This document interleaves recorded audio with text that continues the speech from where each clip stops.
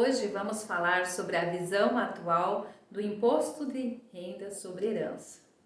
O tributo que incide sobre a herança é o ITCMD, Imposto sobre Transmissão de Bens por Causa da Morte.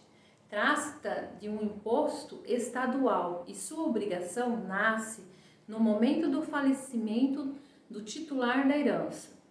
O Estado é que estipula o pagamento do imposto na inclusão do inventário. Desde 1992 até 2015, a alíquota praticada pela maioria dos estados no ITCMD era de 2 a 4%.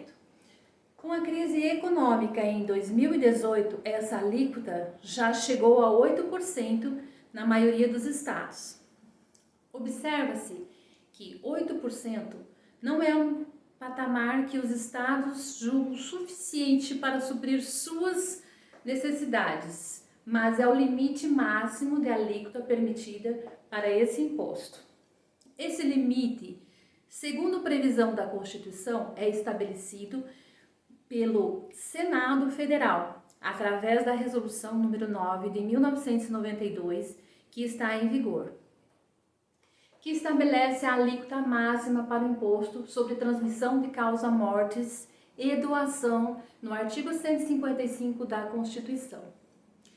Uma previsão nada animadora, em 10 de nove de 2015, a CONFAZ, Conselho Nacional de Política Fazendária, expediu o ofício número 11 de 2015 ao então presidente do Senado Federal, Renan Calheiros, propondo alterar a resolução número 9 de 1992, elevando a alíquota máxima de ITCMD de 8% para 20%.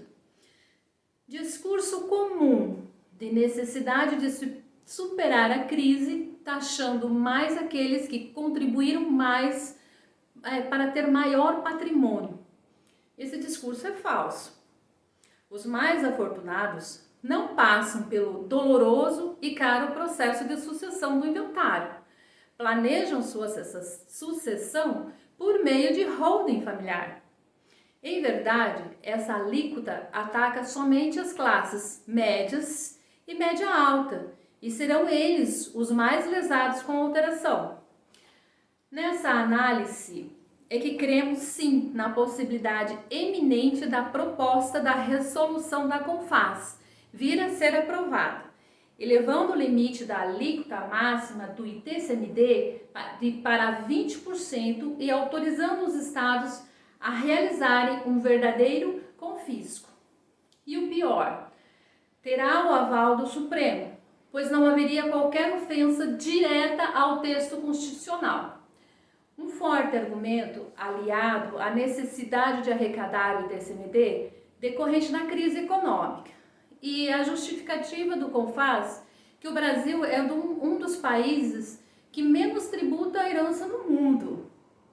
Por exemplo, a França, 60% de tributo, Japão, 50%, 55% de tributo, Alemanha, 50%, Suíça, 50%, Inglaterra, 40%, Estados Unidos, 40%, Chile, 25%, Brasil, 8%. Mesmo adotando uma alíquota de 20%, o Brasil ainda continuaria sendo um dos países que menos tributa herança no mundo. Ainda que esse argumento não seja honesto, apesar da alíquota ser menor que em outros países, esse é um argumento perverso. Por quê? O nosso sistema tributário é extremamente pesado na incidência sobre a renda, já que se dá sobre o faturamento e não sobre o resultado final de um exercício.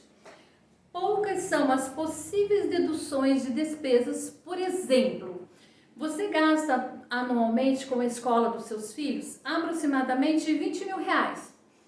O limite para deduzir imposto de renda é R$4 mil. Gasta com saúde da família R$30 mil. Porém, tem possibilidade de deduzir aproximadamente R$15 mil e assim sucessivamente. Em países com um sistema tributário mais justo, independe da alíquota aplicada. sobre a renda, deduz a maior parte das despesas da pessoa no ano, de maneira que a incidência do tributo se dê sobre o ganho do lucro. Nesses países, também há um sistema de contrapeso, de maneira que onde a tributação sobre a renda é mais pesada, dá menos tributação sobre herança ou vice-versa. O Brasil, de certa forma, seguia essa regra, tributava com porcentagem menor a herança, por já tributar severamente o imposto de renda. O fundamento está em que ambos os tributos incidem sobre o patrimônio da família.